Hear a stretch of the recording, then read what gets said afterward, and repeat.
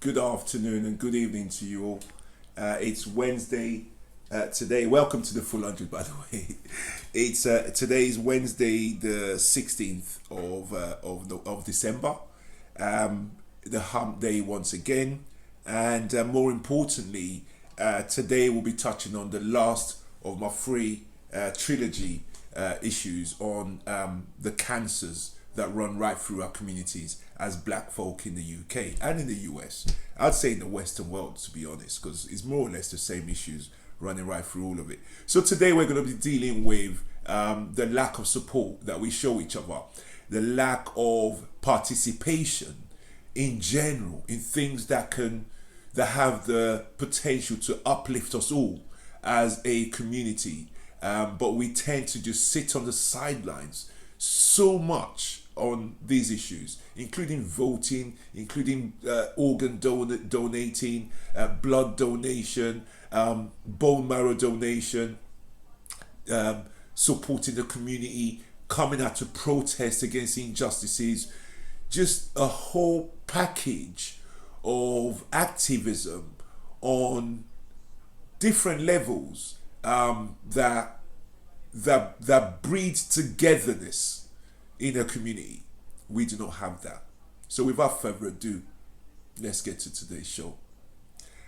Guys, I haven't got a lot of videos today because today's issue isn't so much about videos. It's more about waking up something inside of all of us. And let me start by saying this. You see, of the three videos I've done regarding these three issues, realistically, the first one is the only one I can genuinely say I am innocent of. So I don't want anyone who watches this to think, oh, he's preaching to them. I've been a part of everything I'm about to tell you guys. I never marched. I never went out to stand up for black rights up until George Floyd. I didn't. It doesn't mean that now I shouldn't look at it like I was wrong. I was wrong not to have been more active. I had a lot to give to my community, but I didn't. And many of you are the same. But there is one thing I'm not guilty of, though. I'm not guilty of hating on my fellow kind. I'm not guilty of stopping people's progress. I'm not guilty of attacking people who are trying to do good just because I'm not going to do that. But just because I'm not going to go out to march doesn't mean I've never been guilty of then attacking those who march. Oh, you're just marching for no reason. Just because I'm not marching. This is what we do as black people. So there are things I am not guilty of. And I'm able to stand up here and tell you guys. But there is a lot that I am guilty of that I've now realized, which is the key. And that's why this show is important. Because if this show makes 10 people realize that that's the wrong way to be, then hopefully maybe it takes another year for them to convince another 10 people. So I just thought I'd get that out of the way. So like I said, guys, I'm going to touch, in dealing with this, I'm going to first start with supporting each other. Then I'm going to touch on hating why we sometimes actively go out of our way not to support. Go out of our way to do things to halt that person's growth. And then finally, I'm going to touch on one subject, the last one, which is all related. You might think taking the COVID vaccine or paying attention to it at least has nothing to do with voting, or has nothing to do with donating blood, or has nothing to do with donating bone marrow. But they're the same thing. They really are the same thing. So that's how I've broken up the show, and I hope you follow me on that journey. Okay, so I'm starting, guys, like I said, with just the lack of support we show each other.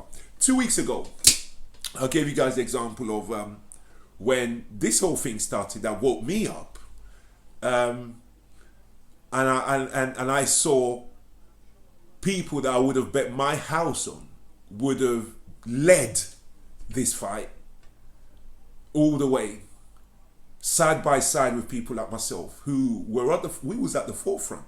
I'm still at the forefront of this fight. If you lined up 50 of my friends that I've called friends for decades. Very few of them I would have guessed would not have been involved in it. Very, very few, because I would have thought that because I was like they are now, not participating in these things. But then we also George Floyd, and we've got platforms, we've got names, name brands, we've got facial recognition, not facial recognition, but face recognition. People know who we are.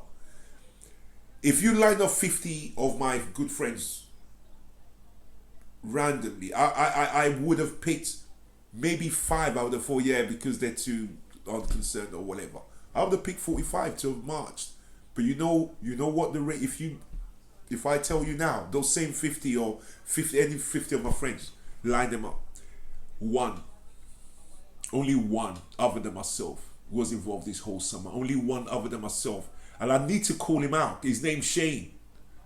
Shane donated. Shane was there. Shane marched with us. Shane still calls me weekly or every other week sometimes weekly. Say, what's happening with the fight? Any news? What are we doing next? What you guys got planned next? How are we going to do? I would have expected 45 or 50 friends to be just like that.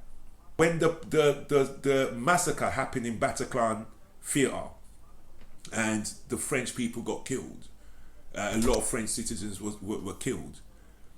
This same 50 out of 50 of them, except for me, I didn't put the French flag. I had solidarity with them, and I put my own post sending condolences and shared what I needed to share, showed my empathy, my sympathy. But I didn't put the French flag on my social media profiles. These guys did. Many of them did. So it boils down to what I believe is a thing where black people seem to can't see mileage in defending their own, but yet see a lot of mileage in showing how neutral they are, in showing how they support, they're not too black. They can support other races. They can see other races' pains and issues. But when it comes to our own pains and issues, it's like, well, what's the point of doing it anyway? Nothing's going to change. Nothing's going to happen.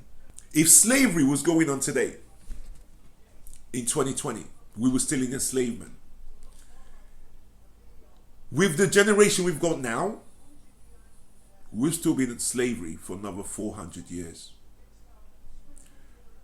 Because we seem to have a community right now that when you step out and say, I'm going to go do this, I'm tired of it, I need to put my voice to what's going on. You're on a platform with 100 friends on a WhatsApp group. The minute you come out with that, no one speaks up. No one speaks up. And if they do, it's negative. Nothing positive. My people, we need to start signing petitions. We need to start putting money to help the community. We need to start supporting causes. We don't have foresight, right? And I say that because of many things. You can see why we don't invest as a community. We're the least investing community demographic in the UK. We don't invest. Do you know why people don't invest? Because they can't see into the future. They don't factor the future in. So when it comes to investing, we're the bottom of the league. When it comes to buying properties, other than Africans, and even then, I can even narrow it down to Nigerians and maybe Ghanaians. But other than those two nationalities, we're the least to invest in property in this country. We're the least to own businesses. We're the least that's to save. I didn't want to bring up the statistics. These are truths. I'm telling you right now. And you can point down to some of the statistics I'm going to show you in a minute. Yeah? So let me break up the conversation a little bit and show you a clip. Because now the clip is really about the vaccine. But again, Many of you are going to say, it's a vaccine. Please understand what I'm saying to you. I don't have a clip right now where someone's speaking the truth that you would understand. Like, you know, my clips are all about, don't take it from me, hear it from the horse's mouth. That's how I do my clips. I don't have one that will tell you about banking in words. I have charts. So I have to show clips that I have. But the reason I'm showing this clip to you guys is to let you understand that one key fact is that a lot of things have happened to us as a race. Some of the things that's happened to us as a race, guys, has happened to other races. For example, how many of you know that the Irish were the first slaves of the British, of the English? The Irish were enslaved first before any black person was enslaved by the Brits. When the Irish were slaves, there were black people in the palace playing music. They were free men. They weren't thinking of enslaving any black people when the Irish were slaves. But yet the Irish seem to come through it. The British, the English have done loads to the Irish. But yet the Irish still keep it moving. The Jews have suffered. But yet the Jews keep it moving. We've suffered tons. For some reason, we can't get past it. We have a mental block of what they've done to us and we just can't get past it. And until we do, we're stumped. Take a look at my first clip. People from ethnic minority backgrounds or lower incomes are less likely to take the coronavirus vaccine in the UK, according to new research. The Royal Society for Public Health found that more than 3/4 of white people would take the jab, compared with just over half of people from ethnic minorities. Welcome back, guys. I don't know about you guys, but doesn't it pee you off that blacks are always lumped with poor? Do you know what that means? Let me tell you what that means. When you are breaking down demographics by behavior, you have college educated, you have above college educated, you've got working class, and you've got poor. That's a normal demographic where there is no race involved. When you include race, normally the whites, they're categorized like that. You see the blacks, they lump us all with the poor. Have any of you ever noticed that? Does it ever piss you off when you hear that? Because I know I'm black and I'm very educated. And I've been rich for a long period in my life. So I know I do not deserve to be lumped with the poor.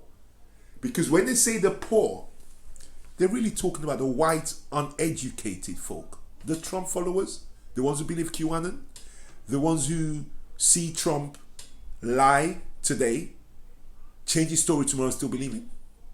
No sense. That's who they mean. And when a white person says the poor, and they're referring to whites, they know they're not in that category.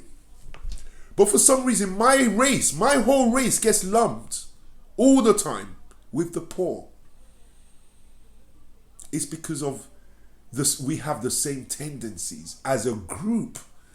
Even though there are some within that group, like myself and many others I know, who are going to take the vaccine, who are up to speed with stuff, who have done their research, who have great jobs, who run businesses, who are multi-millionaires. I know black people who are multi-millionaires. But yet, when they lump them with all their millions, they lump them in the same group as the poor. It's only the black race that has enabled that to happen, because it's not the system's fault. That's how we look because of the decisions that we make. Now, I'm going to come to something now which I want to discuss before we run out of time. Because what we don't see is we don't look at other demographics. We don't understand still that helping you get wealthy in the community means you're able to help another 3 or 4 people in my community, which also means in the long term, my community is rising slowly. On the flip side, when we halt someone's progress that looks like us, or we don't help when we can, or we don't assist, we hold that person back. In holding that person back, you're holding yourself back. We've never realized this.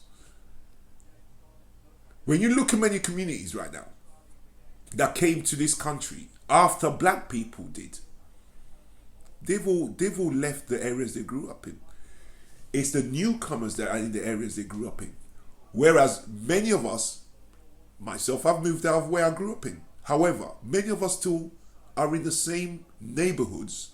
Black people fear another black person's success. They see an Indian getting successful. They say, oh, he's an Indian, you know, he's got family, and they can explain many reasons why that person is successful. They see a white person successful, they got many reasons in their head. When they see a black person successful, they hate it. Why is he successful and I'm not? That is such a self-defeating mentality that it should make us all cry. I'm going to show you some graphics now, yeah? Of the next video and the graphics along with it, and then we're going to discuss that. This is the first one I showed you was the UK talk stats, basically. This is the US stats now, because this is the closest I could find in breaking down the reasoning behind stuff. So take a look at this video and I'll see you on the other side. The US, the African American community, has certainly been hard hit by COVID. According to the Centers for Disease Control, black Americans are 3.5 times more likely than white Americans to be hospitalized due to COVID and nearly 3 times more likely to die. But then a new study finds that many African Americans are still hesitant to get this COVID vaccine. Those who say they're unlikely to vaccinate have several concerns. Take a look at these numbers.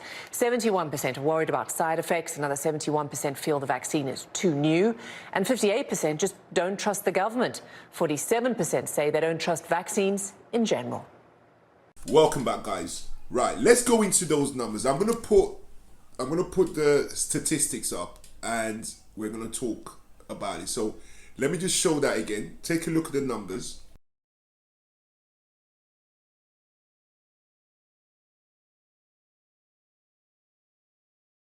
So 71% said side effects. You can't argue with that. Every race, every educated, uneducated, young, old, man, woman thought that the side effects was an issue. So I tick that in my notes. Great to know that. 71, another 71% thought the vaccine was too new. Same. Everyone thought that. I did. I looked into it and I've done my homework. Then you got 58% don't trust the government. That's an issue. But that's an issue that comes from a valid place because they've done many things to us and we shouldn't trust any bloody government. And the last one was 47% don't trust vaccines, full stop. Now that's very black and very poor, the poor population. I'll be honest with you, I'm not pulling no punches on this. It's very black and very poor. So if you're poor and you're black, white, pink, purple, that's you. But it's also very black, which is why they bunch blacks and poor together in everything, which is very disrespectful. But let's go into them one at a time. Side effects, I'm not even going to go into because that's normal for us to worry about that. Too new, I'm not going to go into that because that's normal. Every race thought that. But I'm going to tell you something. Back in September, when they checked whites, they were like 52% would take it. Now, 76%, 75% or so. Do you know what the difference was? They went and done their homework. They went and looked into it. They didn't rely on WhatsApp and dark web and fake news. That's why the numbers went up. Because they went and looked into it. That's why I'm comfortable with it, because I went and looked into it. Now, let's not forget. Some of you might want to say, yeah, but white people never got anything done to them. Then white people never got anything done to them. Yes, they did. Let me remind you guys of thalidomide. Thalidomide. We wasn't the first race that scientists or government messed with to try anything out. I am with you that they've messed with us. I'm with you on that.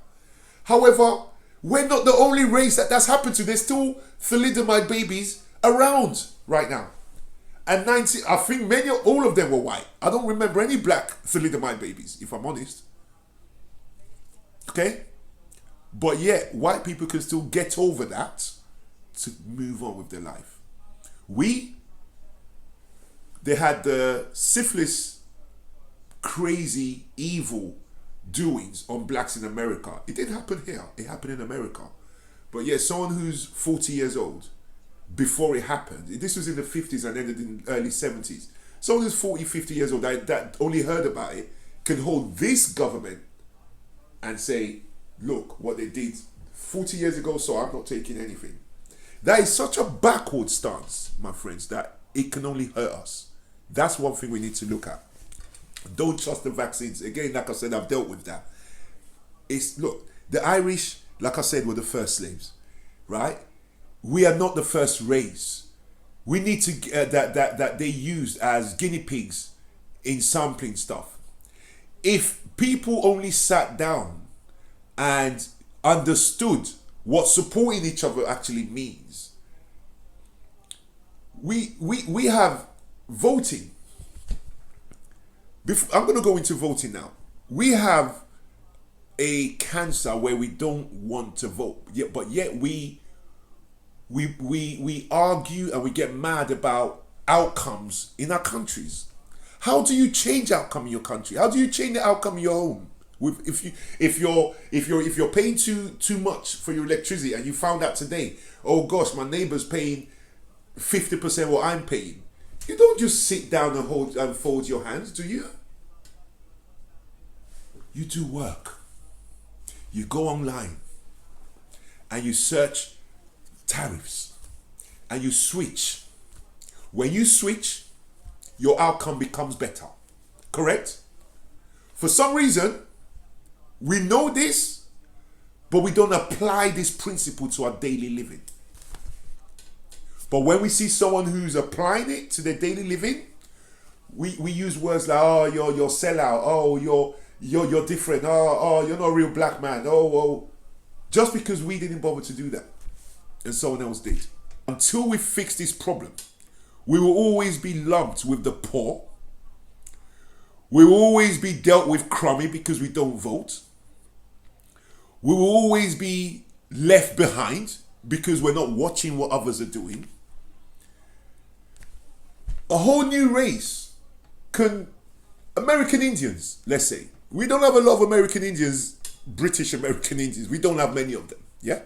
Let's say there was a drought or something in New Mexico or Utah or somewhere where there's a lot of Arizona, where there's a lot of Native American. Let's say American Indians start to come over tomorrow. By 10 years from now, they will have more properties than us. They'll have more businesses than us.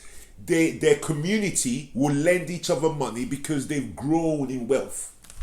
We have a community that can't help each other because there is no income. There is no community collective wealth. And the only way to create that, guys, is to grow collectively as a community. Let me show you some charts now on the donor issue, because this is also important. We're the least likely to donate. We got sickle cell that only affects us, but yeah, we don't donate anything that helps. We have bone marrow appeals all the time for black kids. Black kids are left the last on the list. I mean, you can have a black kid in the hospital the same day arrive with a white kid and an Asian kid.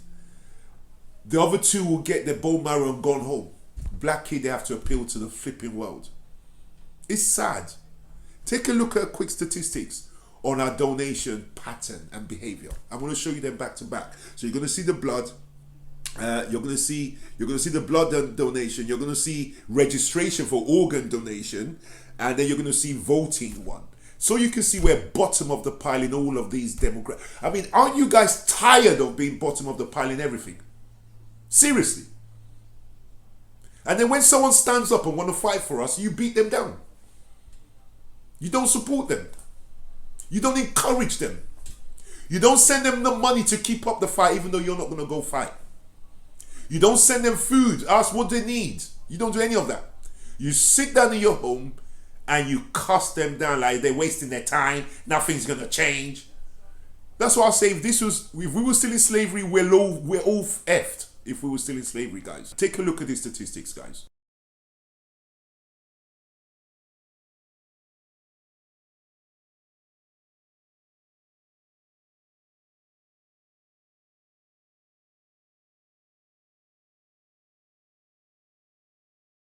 Welcome back, guys. I just want to finish the show now by saying these. On Monday, I have a guest on my show called, her name's Alison Johnson. She's a member of TTIP, which is a political party, black-led, but not black only, black-led political party, which is open to every race. She's running for mayor of Croydon at the next election next year. Now, we always talk about the most reason why we don't get involved in politics. I don't trust none of them. I don't trust no government. I don't trust any of them. They're all the same. Okay, so now we have a black-led political party. How many of you will come out? How many of you will actually come out to vote? Now you have no reason to object. Ask yourselves, and I'll leave that question hanging. Alison Johnson will be on my show on Monday, talking about addressing a lot of these issues and many more. Let me finish off the show by saying, I hope no one sees this as a beatdown of our race, because like I said at the beginning of the show, I'm guilty, and I've been guilty of majority of that stuff. The difference is I woke up. Will you? Guys, have a fantastic weekend. Have a fantastic Wednesday and a fantastic rest of the week. And I'll see you all on Friday. You take care and all the best. Bye-bye now.